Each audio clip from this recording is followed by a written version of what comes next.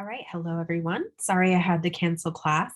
I am not feeling all that great, but it doesn't look like it's COVID, so hopefully I will be back and ready to go next Tuesday. Please don't forget that this coming Thursday, the 28th, we also do not have class. So keep that in mind. You'll need to watch for the lecture online, as well as the quiz that you'll be taking online too. So I'm just going to share my screen here. We will get going.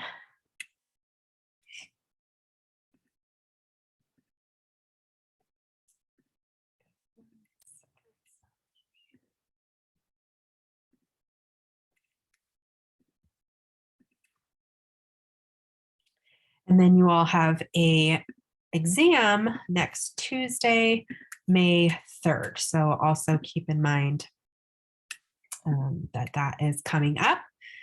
Please email me if you have any questions or concerns about the material that we're learning online. Okay, so we kind of left off talking about the study that had been done, a really cool study with individuals or one individual in particular who was engaging in inappropriate vocalization. She'd been diagnosed with schizophrenia, and they were looking at, can we decrease those bizarre vocalizations that they're engaging in? And from the graph, we can see that yes, when DRA, so differential reinforcement of the alternative appropriate behavior, was reinforced and the bizarre vocalizations was put under extinction, we do in fact see those bizarre vocalizations go down and decrease, which is great. All right. So moving on, we can also have something called DNRA.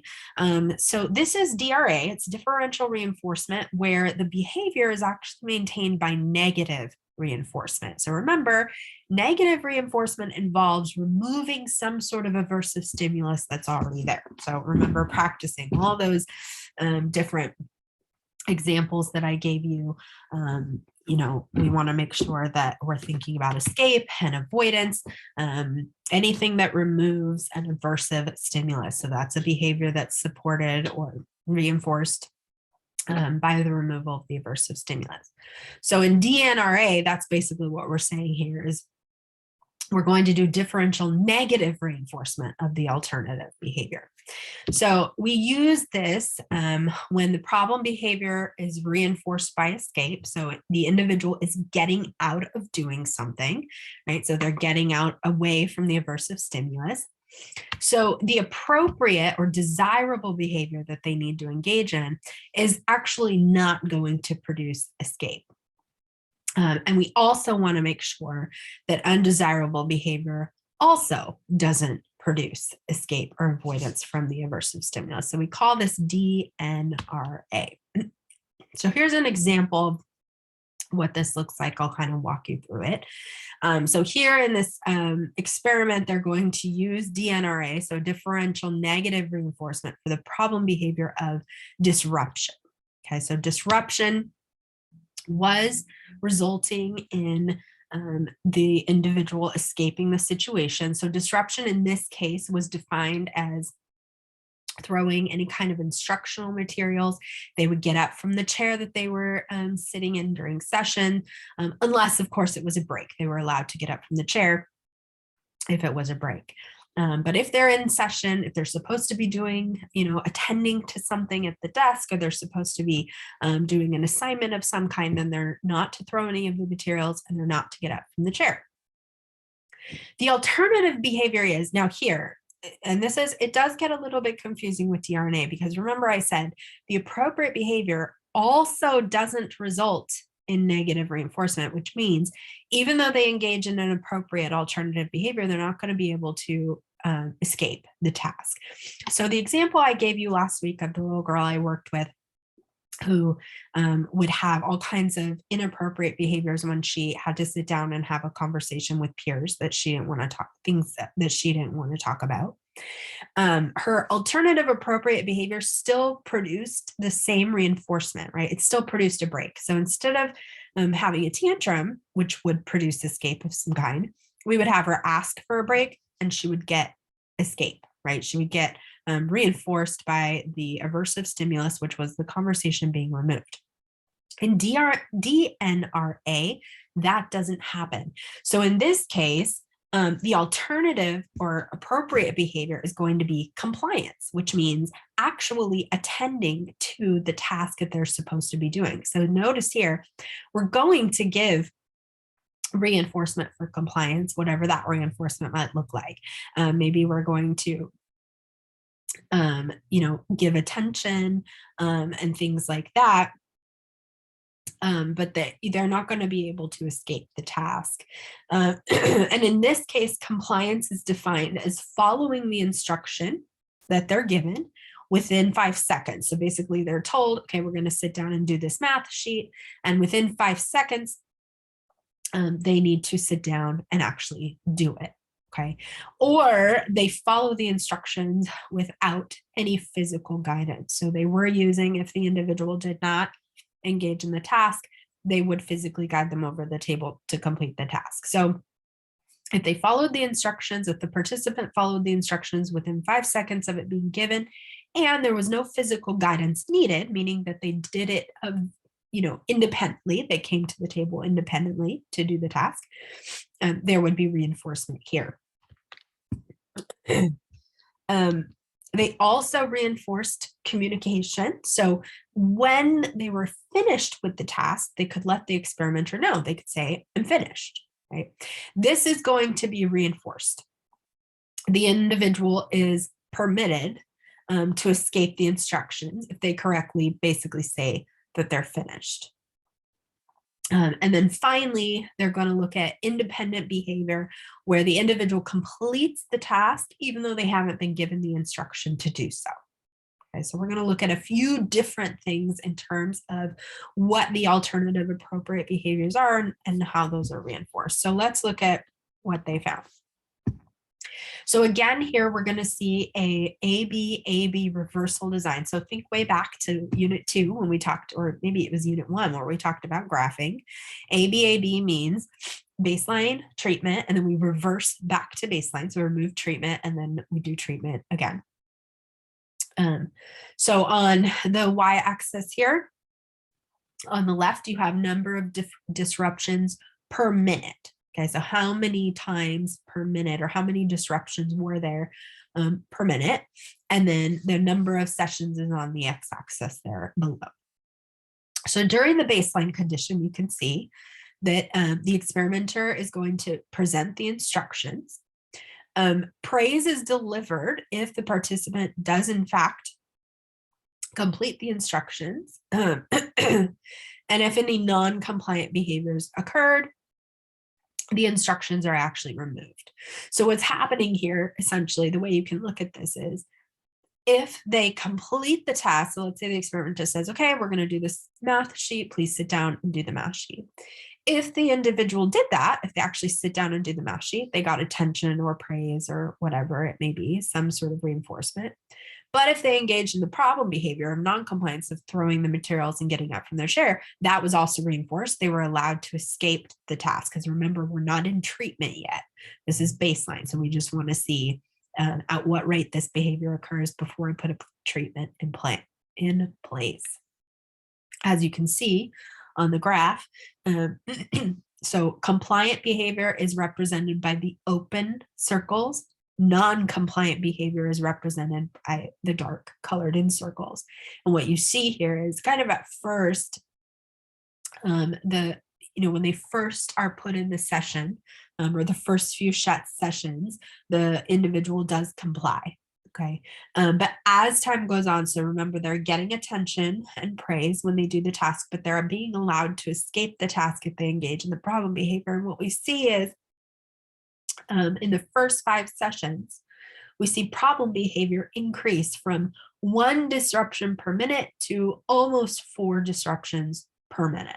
Okay, so you see that data increase very significantly, pretty drastically.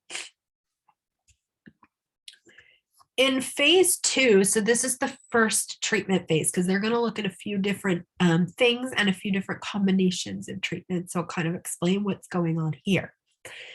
In the DNR communication phase, treatment phase, the participant We give the instructions to the participant. Excuse my voice, I'm sorry.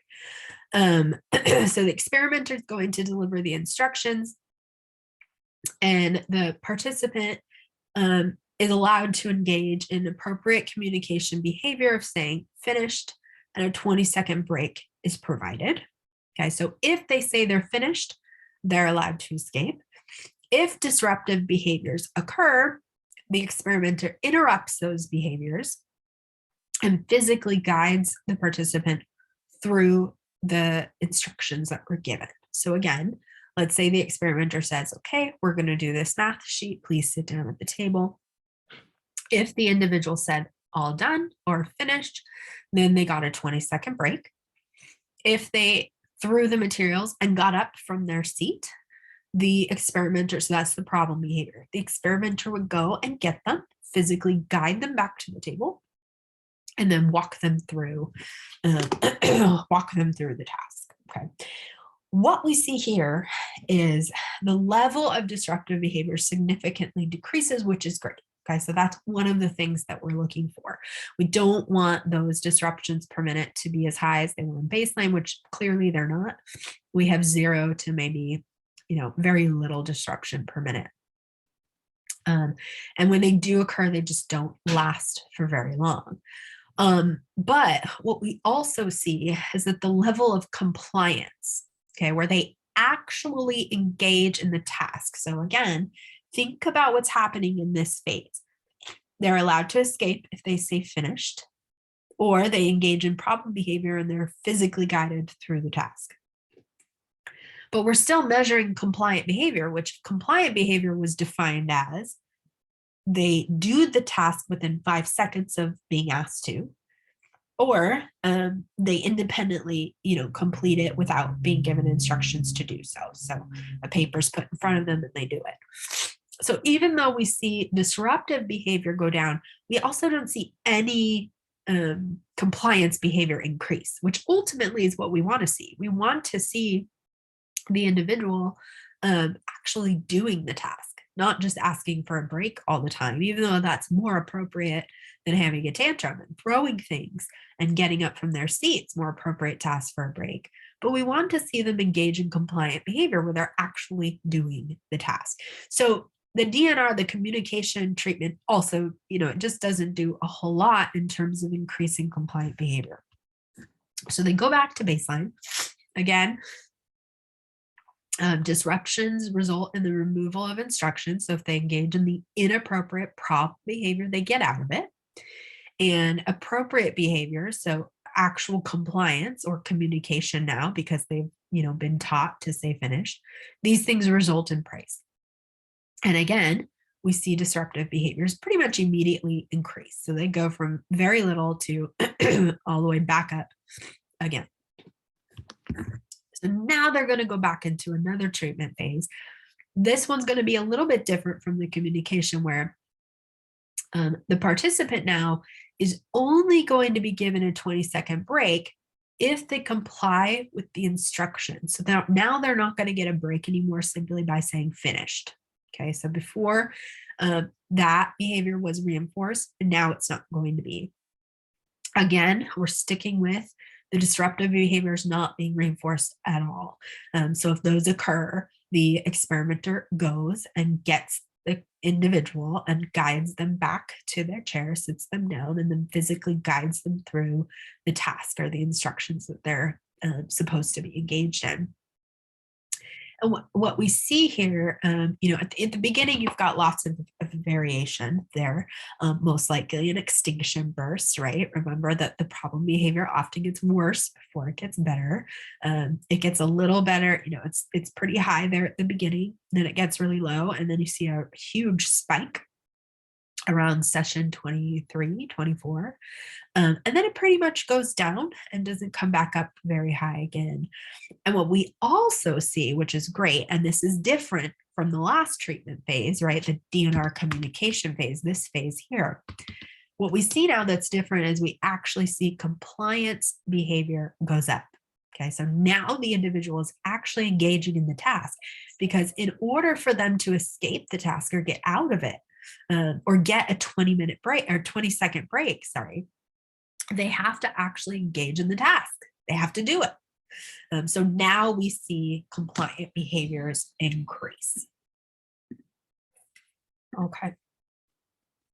Here's another example of DNRA. So again, that's differential negative reinforcement of alternative behavior. Let's say a 4-year-old is engaging in a temper tantrum. So that's going to be the problem behavior. There are certain antecedents in place. Typically, the antecedent, or what comes right before the behavior, are requests are made by parents during a preferred activity. So a parent walks into the room, says you need to unload the dishwasher, and the child is already engaged in playing their favorite video game. Okay, so that's kind of the antecedent. They engage in the temper tantrum, or they're 4, so maybe not a video game. Maybe they're building a Lego set. That's what my 4-year-old used to love to do. And you interrupt him. You're like, oh, I need you to do this right now, even though he's in the middle of putting together this amazing robot. So he engages in this temper tantrum, screams and yells, maybe throws things. And the consequence, what follows that behavior, is that the parents allow him to escape from the request. Okay, so remember that this is social negative reinforcement. Why? It's social because other people are involved, right? The parents are the ones that are reinforcing the behavior. And it's negative because an aversive stimulus was removed. This is escape. So the aversive stimulus is the request that's being made by the parents. So social negative reinforcement. DRA would be reinforcing an appropriate behavior, would be completing the request. Okay, so, and that should actually say DNRA would be in this case, having the task presented, so it's still the same antecedent. And then when the individual completes the task, that's the appropriate behavior. They actually complete the chore that they're supposed to do, then they get attention and praise. Again, so similar to the study we just looked at, you should also teach some sort of communication phrase as well that's appropriate, but the child can learn to ask to complete the task later, or if they can have a few minutes, right? So teaching them something, can I have 5 more minutes? So we're going to teach them also this appropriate communication response that still allows them to escape the task for a little bit, or remove that aversive stimulus, right, that their problem behavior used to remove. But we're also going to be reinforcing appropriate behavior of actually completing the request. And then, of course, just like all other, differential reinforcement procedures that we use, we're also going to place the tantrum behavior or the problem behavior under extinction, which means we do not remove the request. They have to either comply, which it means do the task, or they have to engage in the correct communication response, functional communication training, which is, can I have a break, or can I have 5 minutes? All right, here's another example. A 4-year-old has a tantrum because he's told he can't have something he wants. Okay, so in this case, it's denied access to a tangible. As a result, the child is given the item that they want. Again, this is social positive reinforcement here. So social, meaning that someone else is giving the reinforcement. It could be mom or dad, whoever is giving this child the tangible that they wanted, that they were tantruming for. And it's positive because now something's being presented. So in this example, we're just going to be talking about DRA, not DNR.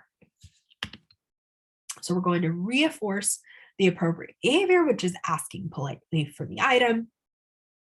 And we'll extinguish the tantrum behavior. We're actually not going to provide the item until they engage in the appropriate behavior first, okay, which in this case is an appropriate communication response of saying, can I please have such and such?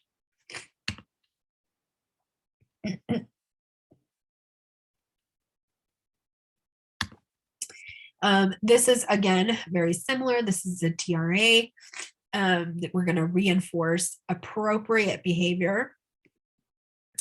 So this child engages in hand waving in order to provide some sort of visual stimulation. Typically, they're not engaged in a task or interaction, and then they have some sort of visual stimulation after they engage in the behavior. This is automatic because no one else is involved, and it's positive because they're presenting some sort of stimulus into their environment. Now, remember last week we sort of discussed that typically this hand waving behavior isn't something we would address unless it's directly impacting that child or that individual's ability to learn adequately. So if they're in a school setting and not all they're doing is waving their hands around and they're not doing, the work that they should be doing in class and they're falling behind, then it would be addressed. Or in a social situation where the individual, could at least be engaging with others around them, but instead they're sitting alone in a corner, hand waving. So we're going to reinforce appropriate behaviors, which whatever that may be, maybe squeezing their hands instead of waving them, or something that they can do and still, successfully be in the environment that they're in. So if they're in school, hand waving might be a problem, but maybe like having a stress squeeze ball to squeeze with one hand, that might not be as distracting. They can still hold a pencil in the opposite hand, whichever hand they write with. So they can still get their work done while they're also, squeezing the ball. There are I have seen in some clinical uses where individuals are given like fidget things, whether it be a fidget spinner or just like a little toy that they can fidget with. Typically, we don't recommend that. It depends on the situation. But if you're trying to address this type of behavior in a classroom, giving them a fidget is not the best way to address that because, of course, then they're going to be paying attention to the fidget toy rather than attending to the teacher or the lesson that's being taught. So you do have to kind of be careful and really think about what behavior it is you're going to replace the problem behavior with. And then we'll extinguish the hand waving. Typically, individuals will actually disrupt the behavior where they'll kind of just, put their hands on the individual's hands and push down. Not forcefully, but just to sort of remove the flapping hands. Again, that is a actual punishment procedure. True extinction would be not allowing the child to see their flapping hands. But in something like a school setting, think about what that might actually look like. I remember last week we were discussing all of the possibilities of how to put this behavior under extinction. True extinction would be something like a blindfold, right? So they can still engage in the exact same behavior, but they can't see it, or they're in a dark room or something like that. But of course, that's not something you can do in a classroom, right? You're not going to blindfold the kid because then they're also not going to see the lesson that's going on. And you're not going to turn the lights off because there are other kids in the classroom trying to learn as well. So in this case, we'll actually just disrupt the behavior. And that would be considered extinction in this case. On the exam, this is a more complicated example. I just wanted to kind of walk you through it and show you, in the real world, how these things get very complicated. If a child isn't engaging in a behavior or something like this in the classroom, there's so many things that you have to take into consideration when you're trying to reinforce appropriate behaviors and what behavior you're going to reinforce, and also extinguish the problem behavior as well. So I just wanted to kind of show you how those things get complicated. On the exam, the examples I give you will be very straightforward and very simple, so it won't be as complicated as this, but I just wanted you to be aware of it. These are some other examples that you can go through on your own, and if you have any questions about them, feel free to shoot me an email and I can walk you through them as well. Okay. So now we're going to look at some examples of DRO. So remember that DRO is differential reinforcement of other behaviors. So what we're basically reinforcing here is just the absence of problem behavior. This is saying that the individual can engage in any other behavior as long as it's not the problem behavior. This is different from DRA because in DRA, they have to engage in a specific alternative behavior that you have designated as the new appropriate behavior. But in DRO, that's not the case.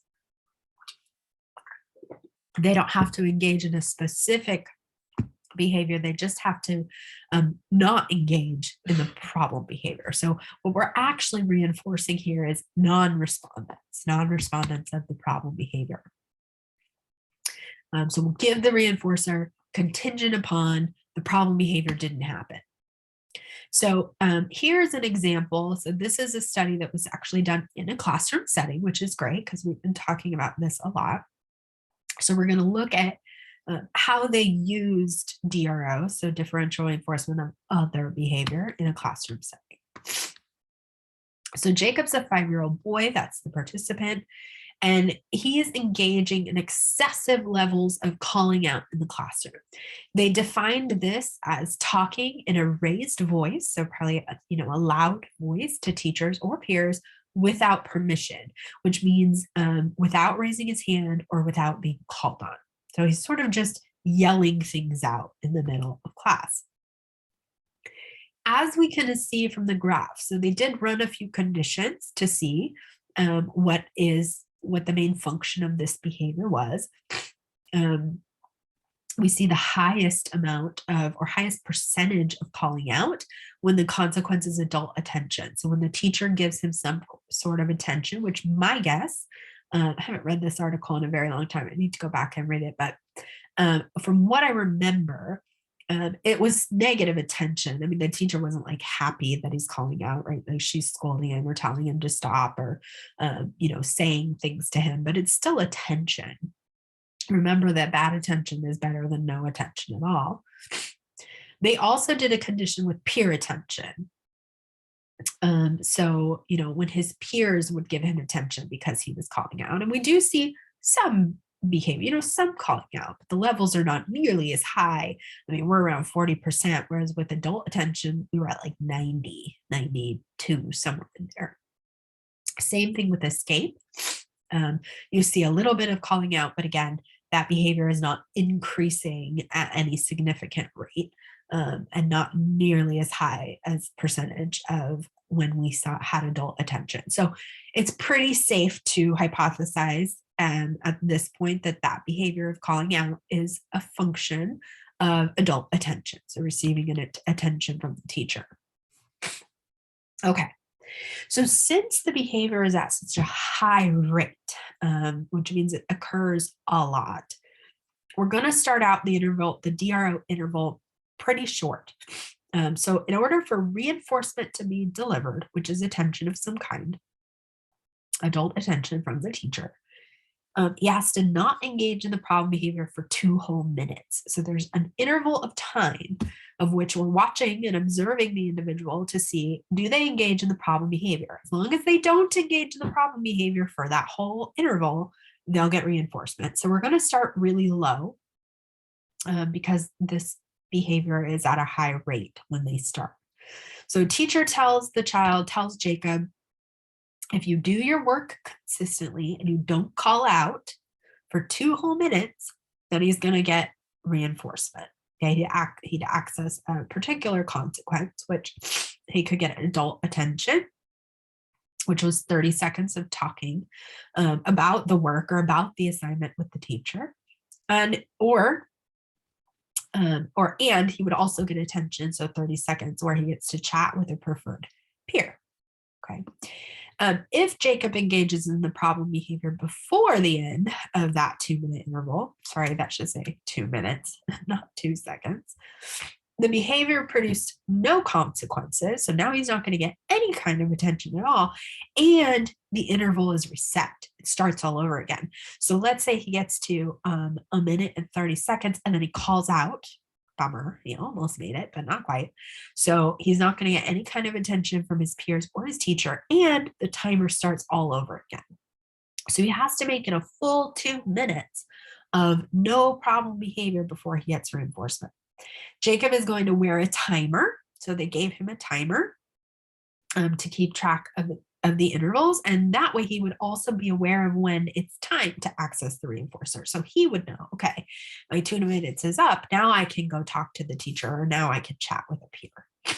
So let's look at what this looked like. So first, of course, baseline data. The triangle data path is going to represent the problem behavior, okay, of calling out. So here we see between, 2 and 3 callouts per minute, per 1 minute. So remember, we're going to make him go a full 2 minutes with none. So then we're going to implement the treatment phase, and you can see that the problem behavior does decrease. So again, remember, extinction burst, it does go up, it goes down, and then it kind of climbs up a little bit, right? Because that behavior is going to increase, but then it goes back down pretty quickly. And you see the appropriate behavior, which is represented by the circles, that's going to be higher as opposed to the triangles there. So as long as he doesn't engage in problem behavior for a full 2 minutes, he's going to get attention. Okay, so those circles there represent working consistently. So in baseline, there is no working consistently, it's non-existent. Then we go into treatment, the call out per minutes go down, that's the triangle, and him actually working on his task, which ultimately that's what we need him to do as a student, that goes up. Okay, so there are 2 different types of DRO. We have something called whole interval DRO. This is where the problem behavior has to be absent for the entire interval to receive reinforcement. So that was what we were looking at for Jacob in the last example. His problem behavior cannot occur even once during the entire 2-minute interval. And if it does, we start the interval all over again. So in order to successfully implement this whole interval DRO, reinforcement is going to be delivered at the end of the interval only if the behavior did not occur in the interval at all. We're going to pre-establish a standard interval time, whatever that may be. If it's a really high rate of behavior, you want to keep that in mind and probably make the intervals very short so that the individual has a greater chance of actually receiving reinforcement. If you make the interval too long on a high rate responding behavior, they'll never get reinforcement. It's too long to make them wait when you're trying to teach them, right, to not engage in this behavior as much as they are. So we're going to start out with the interval being very small. Every single time the behavior occurs, you have to start the interval over. So even if, like, let's say it's a 2-minute interval, even if they get to 1 minute and 56 seconds and then they engage in the problem behavior, that's a major bummer because now you have to start the interval all over again. So they have to get through the full interval, for example, 2 minutes with no behavior, no problem behavior, and then the reinforcement is delivered. And then we can, stretch those intervals out. So on a high rate behavior, we might start with 1 or 2 minutes on a whole DRO, a whole interval DRO, as the individual consistently receives reinforcement. So once they no longer engage in the problem behavior for the entire interval consistently, then you can increase the interval very slowly. So you can go from 2 minutes to 4 minutes. And then once you have problem behavior not occurring at all in the 4-minute interval consistently, you can bump it up to 6 minutes and so on until you have an appropriate level. For a child in a classroom, they should be raising their hand. Call outs really shouldn't be happening. But if you have 1 or 2 call outs every 30 minutes, let's say, that's not really that big of a deal. So eventually we'll get the interval that high or that long. We'll thin the schedule that much. We also have something called momentary DRO. So this is where the problem behavior just has to be absent at the end of the interval in order to receive reinforcement. This is very similar to the reinforcement schedule where you keep a timer on an individual, right? So when you have the timed scheduled reinforcement, so you have a timer, it goes off, you check on the individual. If they're engaging in the appropriate behavior, you provide reinforcement. This is very similar. Again, you're going to establish a standard interval time. So you'll preset that before you start. So whatever that time interval may be, let's stick with 2 minutes for sake of example. Teacher has a timer on her wristband. When the timer goes off, she'll check on Jacob and say, is he engaged in the task and not calling out? If he is at that moment, at the end of the interval, then he gets reinforcement. Reinforcement is delivered. So as long as they're not engaging in the problem behavior, at the end of the interval, they get reinforcement.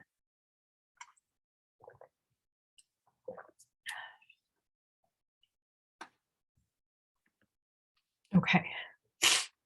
So why do these methods work? What is it that's supporting these methods and essentially making them successful when we're trying to decrease a problem behavior of some kind?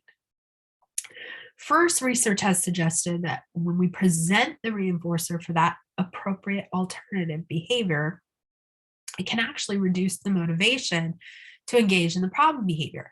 Think about motivating operations. Okay, that's what we're talking about here when we talk about motivation. I'm not talking about intrinsic motivation, a kind of the cognitive theory around that. What I'm talking about is motivating operations. Is there an MO in place for the individual to get the reinforcer? Let's think about an example of this. Jacob, in the experiment example that we gave, he was engaging in calling out for attention, right? Most likely there was an MO there, which means he probably wasn't given a lot of attention in general.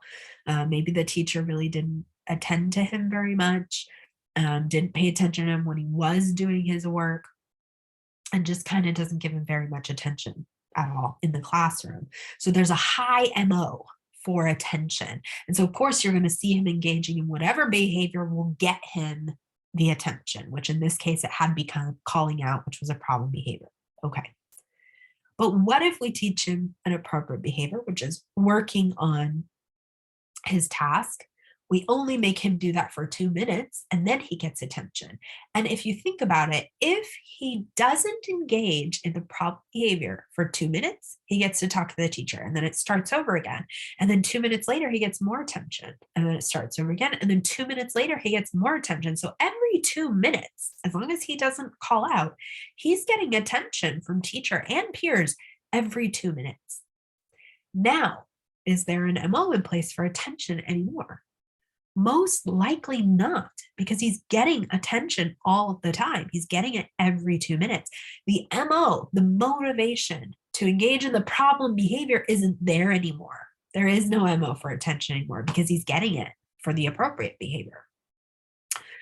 So that is one reason that it works. It decreases that MO for the problem behavior.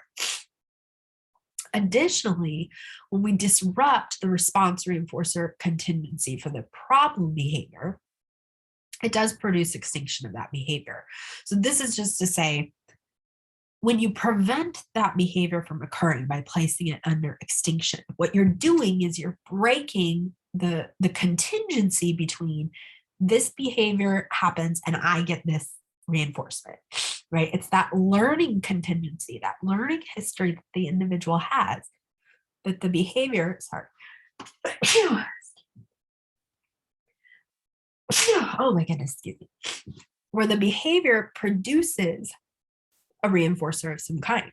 When you no longer give the reinforcer for that behavior, it breaks that contingency. They don't get it, the reinforcer anymore because it's under extinction. So when you disrupt that or when you break that contingency, of course, then we see the problem behavior go down. Delaying reinforcement or hopefully not providing it at all for the problem behavior can suppress the behavior via a certain type of punishment. So if we think about time, let's say that an individual is engaging in the problem behavior, but they're not allowed to access the reinforcer anymore. So let's say the child who has a tantrum and gets to escape the task. When they engage in the problem behavior, once they're in treatment and we're placing that behavior under extinction, we don't let them escape anymore. And there's a certain amount of time that they actually have to be engaged in the task, right? Where they have to actually finish it, or they have to wait a certain amount of time before they can ask for a break, and so on. That time of waiting, where they have to actually wait for the reinforcer, the time itself can actually become an aversive stimulus. So the waiting time that it takes to get reinforcement when you engage in a problem behavior. So every time you engage in a problem behavior, you're less likely to get reinforcement. And in fact, it makes it a longer period of time before you get the reinforcement. That can become an aversive stimulus. Think about the example with Jacob, who's calling out in class. The 2-minute interval, he has to not engage in that problem behavior of calling out for 2 whole minutes. But what happens is, okay, so the first 2 minutes, he doesn't get reinforcement because he engaged in calling out in the first 30 seconds. So now we start the whole clock over again. So it was 30 seconds the first time, and now it's got to be another 2 minutes. And then at 45 seconds, he calls out. So now we start it all over again. So now we're at 75 seconds. So we're a little over a minute. And now he's got to wait 2 more minutes. Then he makes it to like 1 minute and 15 seconds and calls out. And now we have to start the timer over again. So you can see how that time of waiting just keeps building and building and building every time he engages in the problem behavior. And that time wait becomes an aversive stimulus that's associated with the problem behavior, because every time I engage in the problem behavior, I have to wait longer. If I don't engage in the problem behavior, I get reinforcement really fast. And that time contingency that you start to put in place serves as an aversive stimulus, that wait time. And that can result in suppressing that problem behavior. Finally, other behaviors are reinforced, and these displace the problem behavior. So alternative appropriate behaviors occur, they're reinforced, and as a result, they occur more often. Right? So when we engage in a certain behavior and it results in something good happening, we're more likely to do it again in the future. We learn what works. So if the problem behavior no longer works for us, so we start engaging in the appropriate behavior and we're getting reinforced and we're getting reinforced and we're getting reinforced, we're going to start engaging in the appropriate behavior much more often, because that one pays off. We get what we want when we engage in that behavior. And what happens is that the appropriate behavior is happening so often that it displaces or kind of pushes aside the problem behavior. It replaces that altogether. Let's talk about the overall steps of implementing DRO. So first, we want to identify the reinforcer for the problem behavior. That is step number 1. You have to make sure you have the maintaining reinforcer. Again, similar to when we talked about in extinction last week, you can't just choose any random reinforcer. It has to be the maintaining reinforcer for that problem behavior, because if it's not, you're never going to see the problem behavior and the go down and the appropriate behavior go up. So make sure you correctly identify the reinforcer. And then we're going to identify the reinforcer that you're going to use for DRO. So when the behavior doesn't occur, what reinforcement are they going to get? Ideally, it's going to be the same or similar to the reinforcer that was in place for the problem behavior. So if the problem behavior produced attention, we're going to put that under extinction, no more attention for problem behavior, but we're going to reinforce any other behavior. As long as they don't engage in the problem behavior, at the end of 2 minutes, they get lots of attention. So it's the same reinforcer, but it's now supporting or being provided for the appropriate behavior. And in DRO, it's just the absence of the problem behavior. The third step is to choose the DRO interval. So this is determining how long that time period is going to be where we're going to require the individual not to engage in the problem behavior. How long are we going to put them through this? Remember, when we're looking at really high rates of behavior, that means that the behavior is happening really quickly and a lot. You don't want to make that interval too long or they won't be successful and they'll never access the reinforcer. So we're going to start out with very small intervals at first, and then you can thin that out over time or make the intervals longer. And then, of course, we want to make sure that we're using extinction for the problem behavior, or at the very least, you want to minimize reinforcement, which means they don't get as powerful of a reinforcer or as long as a reinforcement as they do for an appropriate behavior. Of course, we're going to deliver reinforcement in the absence of the problem behavior at the end of each interval. Okay, so remember, reinforcement does not get delivered unless the entire interval has passed, the entire 2 minutes has gone by, and the individual has not engaged in any of the problem behavior. The sixth step is ensuring that if the problem behavior does occur, we have to start the interval all over again. So as long as they do not engage in the problem behavior, that interval stays the same. If the interval is 2 minutes, they don't engage in the problem behavior, great, they get reinforcement, and now another 2 minutes, no problem behavior, great, they get reinforcement, and so on. But if they don't make it the full 2 minutes and they engage in the problem behavior, we have to reset the interval all over again. If we're looking at momentary DRO, so that's where we check them at the end of the interval to see if they're engaging in the behavior. If they're engaging in the behavior at that moment, we reset the interval again. So even if maybe they didn't engage in the problem behavior the whole interval, but at the very end, when we checked they were engaging in the problem behavior, we're going to reset the interval all over again. So we always reset the interval, whether it's whole interval or momentary DRO, if the problem behavior is occurring, according to the parameters of which one you're using. And then we're going to gradually increase that DRO interval. So we're going to start really low. We're going to start with a really short time so that the individual is more successful. But as they're responding consistently, what we're going to do is we're going to make the interval longer. So we might start out at 2 minutes, a nice short interval, they get lots of reinforcement, but once they're doing that consistently, which means they're pretty much never engaging in the problem behavior anymore, and they're constantly getting reinforcement at every 2 minutes, then we're going to make it 4 minutes. Okay, so now we're going to tell Jacob, okay, that timer on your watch, now you have to set it for 4 minutes, and you can't talk to your peers or your teacher until the 4 minutes is up. So now we're going to double the interval. Once he's not engaging in the problem behavior for the full 4 minutes consistently, and he's getting reinforcement or he's getting attention every 4 minutes, then we'll make the interval longer again. We might move up to 6 minutes, or maybe we'll even move up to 8 minutes, depending on how the individual is doing with it. Finally, you do want to make sure we use instructions whenever applicable. And what we mean by this is actually telling the individual you're working with what the heck you're doing. In the experiment, that's what they did. They explained the rules to Jacob. They said, you cannot call out in class. If you call out in class, teacher's not going to talk to you and peers are not going to talk to you. You're going to wear a watch on your hand. Every 2 minutes, you're allowed to talk to your teacher and you're allowed to talk to your peer if you didn't call out. So he knew all of the rules. He knew everything that was expected of him. He knew exactly how long he had to wait, and he could even check his watch, right? If he's like, oh, I really want to talk to the teacher. Oh, but I have 10 seconds left. I have to wait.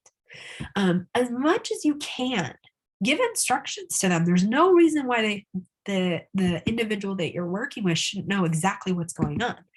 If they can understand, the more the better. If you can give them a rule, you have to wait 5 minutes until you can ask for a break and get out of doing your math sheet.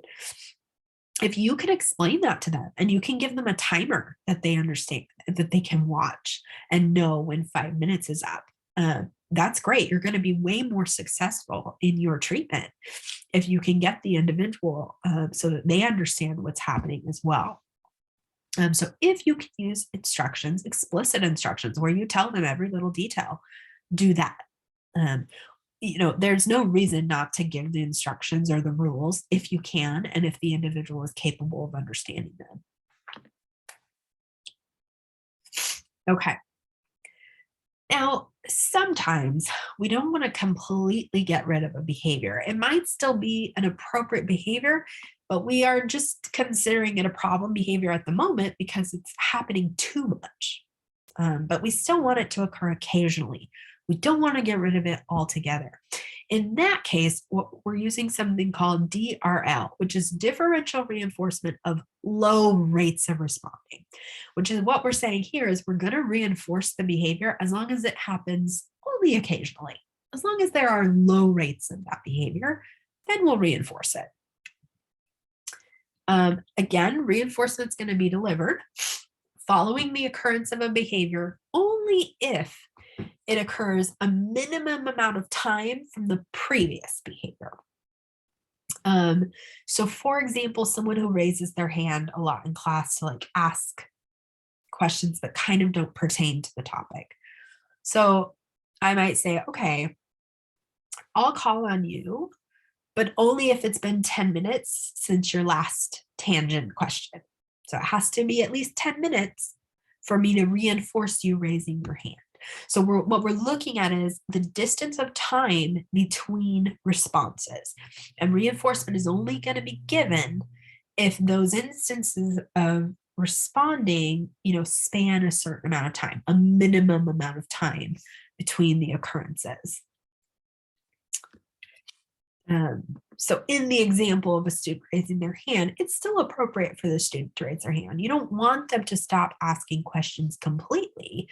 You don't want to extinguish that behavior at 0 rates. We just don't want them to raise their hand and ask a question every 2 minutes.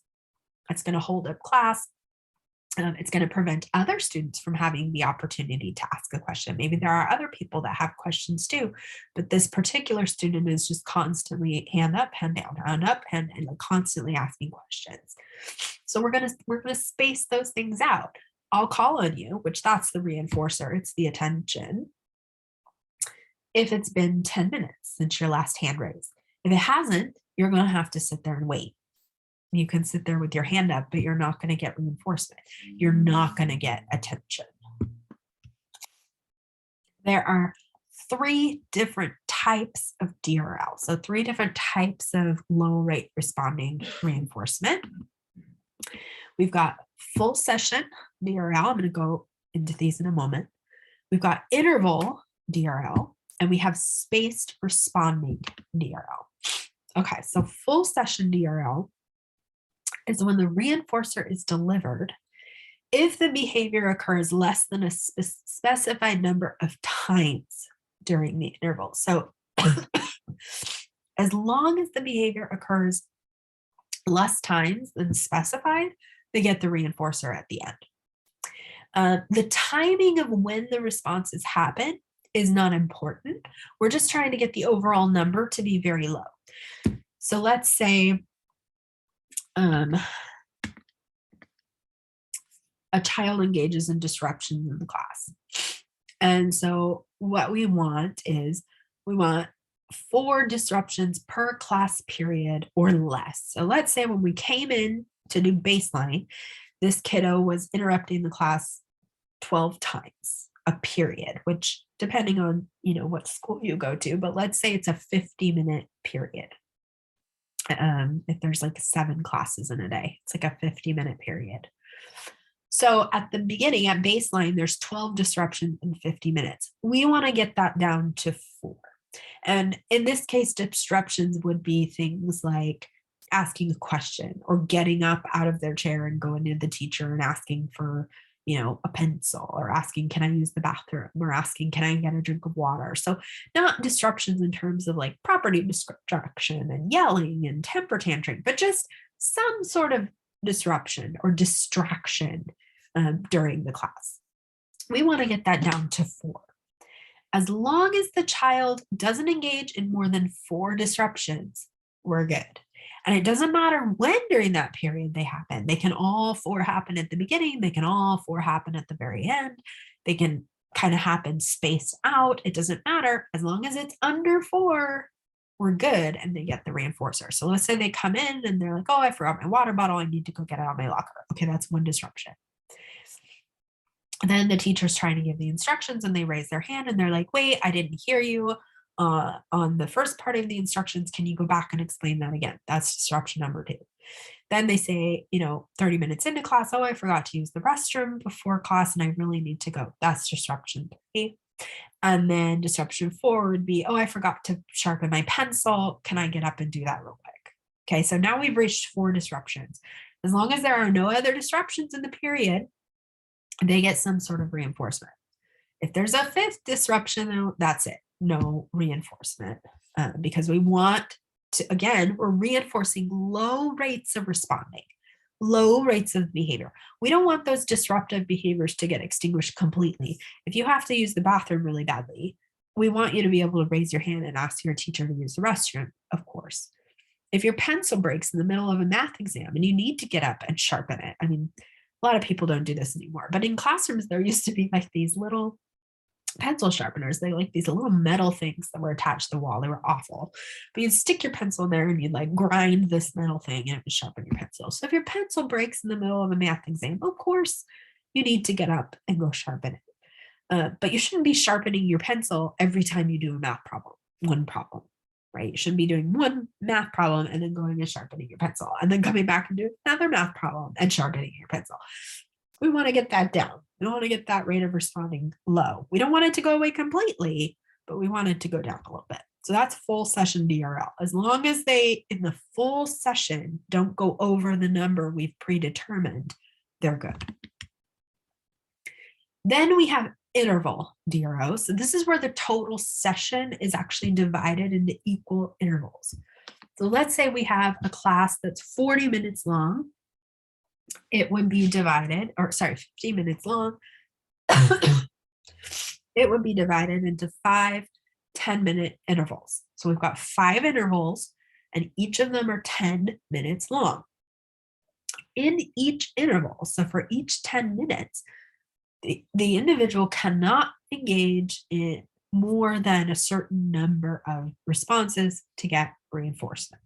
So as long as they stay under the number in that 10-minute time span, we're good. Calling out. If calling out is a behavior, we're going to split up the 15-minute period into 10-minute intervals, and we're going to observe that child for the first 10 minutes. And if they don't call out more than 3 times in 10 minutes, they'll get attention. If they call out more than that, they get nothing. Then we move on to the next interval. If they don't engage in more than 3 callouts, they get reinforcement. And if they do, we move on to the next interval.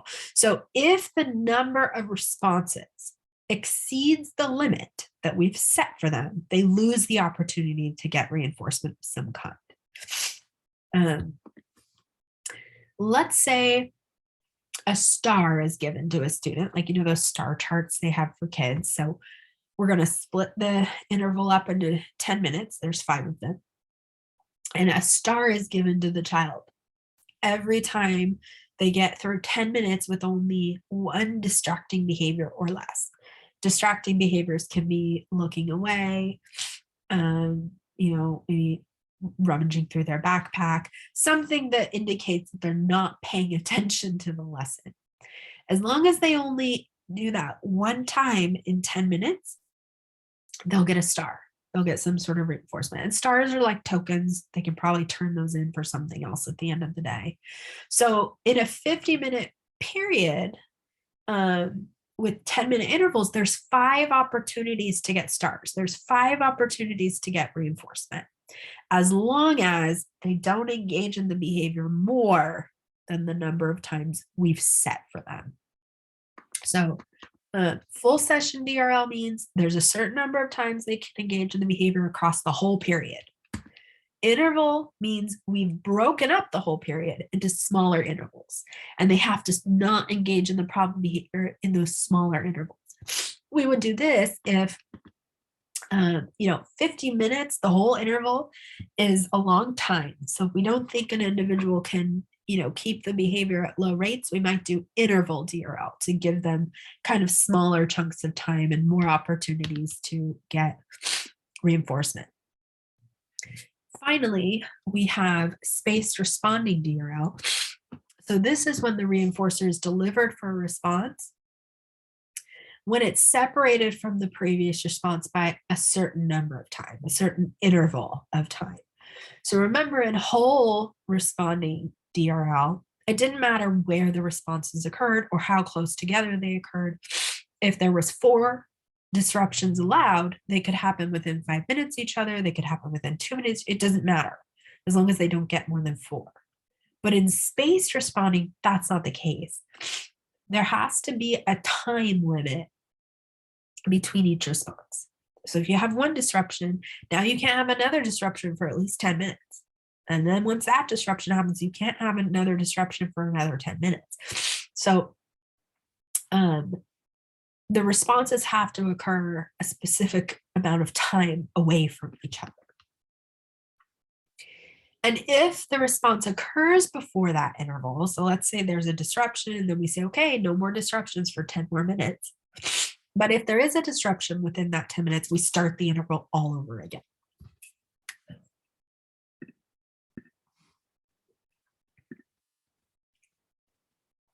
Individual responses are reinforced if the inner response time, which is that space between responses, is longer than the specified amount of time we've given. So if there's a disruption, they ask to go to the bathroom. Then they have to wait 10 minutes before they get asked to go get a drink of water. As long as they made it the 10 minutes, when they ask to go get a drink of water, that's reinforced. They're allowed to go get a drink of water.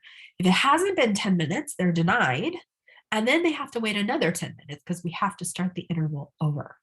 So in this case, the timing of responses is very important because they have to occur a certain amount of time apart from each other. So all of these full session, interval, and spaced responding DRL are definitely going to be on the exam. I'm going to ask you questions about these to make sure you understand the differences and distinctions between what we're looking at them. Here's a couple examples. Here's an example of full session DRL. If dessert is given, if the child gets up from the table fewer than 3 times during supper. So let's say supper is, 30 minutes long. As long as the child does not get up from the table more than 3 times in 30 minutes, they get dessert. It doesn't matter if they get up 3 times in a row in the very beginning. If they get up 3 times in a row at the very end, it doesn't matter if those responses are close together. As long as it's not more than 3 over the whole session, the full session of 30 minutes, they get dessert.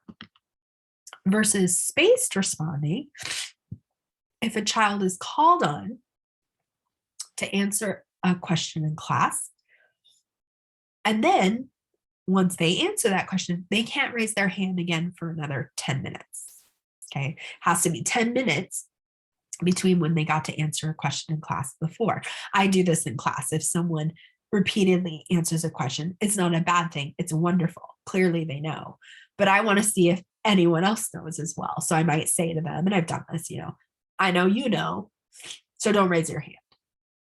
And we'll let someone else raise their hand. But usually, like, if it's been 30 minutes and 30 minutes has passed since they've raised their hand and they want to answer a question again, I'll allow them to answer because it's been a while since they've answered. So that's spaced responding. It's the time between, the behavior happening. If we look at the same example with the child and the dessert at mealtime, let's say they're allowed to get up 3 times, but it has to be 5 minutes in between each time getting up. So they get up from the table and kind of run around. My son does this. He just gets the wiggles, especially when he's eating. It's like he has no energy, and then we feed him and he goes nuts again. And we always joke, like, we got to stop feeding you so that you don't have all this energy. I would never actually do that. It's a joke. But, we all kind of laugh because he's very calm and he's very chill. And then we start eating and you can just see the energy building in him. Like he just starts to go nuts. So he's allowed to get up from the table and kind of get his wiggles out every now and then. But he can't just constantly do that. He's allowed to get up. And then once he sits down, we kind of make him stay there, usually around 5 minutes. And then you can see he's just like moving in his seat and he's like wiggling his legs and he just can't sit still. And then we're like, okay, get up, like go get up and get a drink of water, or do this, or go grab your ball, or whatever it may be, and then come back to the table. So again, spaced responding in that case. Maybe he's allowed to get up from the table 3 times, but it has to be 5 minutes in between each time. It can't be all in a row. When we're implementing DRL, so differential reinforcement of low rates, the first thing we have to ask is this an appropriate procedure? The reason you know if it is if you want to decrease the behavior, but you don't want to get rid of it entirely. If the behavior is appropriate sometimes, just not all the time, you probably want to use DRL. The second step is determining the acceptable level of behavior. So if you do want this behavior to occur, sometimes you have to ask yourself, well, how many times is appropriate? At what point do we consider this a problem behavior? So you have to determine what's an acceptable level versus what's a problem level. Then you have to decide, are we going to do full session DRL or spaced responding or interval DRL? So you have to figure out what you're going to do there. Usually the question that determines that is how long can the individual go without engaging in that behavior? Can they tolerate a full session DRL, which would be the entire session? Or do we need to give them smaller intervals? Or does the behavior happen too much close to each other and we need to space out those responses? Then we would do spaced responding DRL. So you kind of have to ask yourself those questions. Again, just like I mentioned before, anytime we can inform the client of the instructions or the rules or the criteria for reinforcement, do it.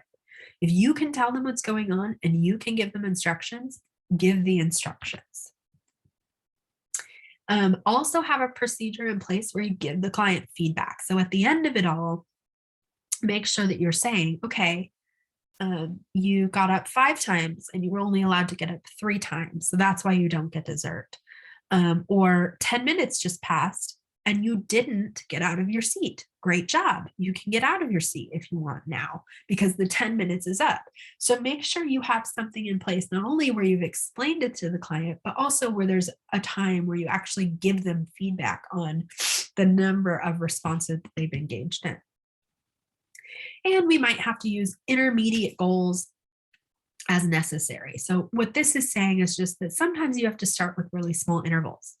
Sometimes you can't start with the whole interval, which is 50 minutes. Sometimes you can't even start with 5 10-minute intervals. Sometimes that's too long. Maybe you have to start with, what's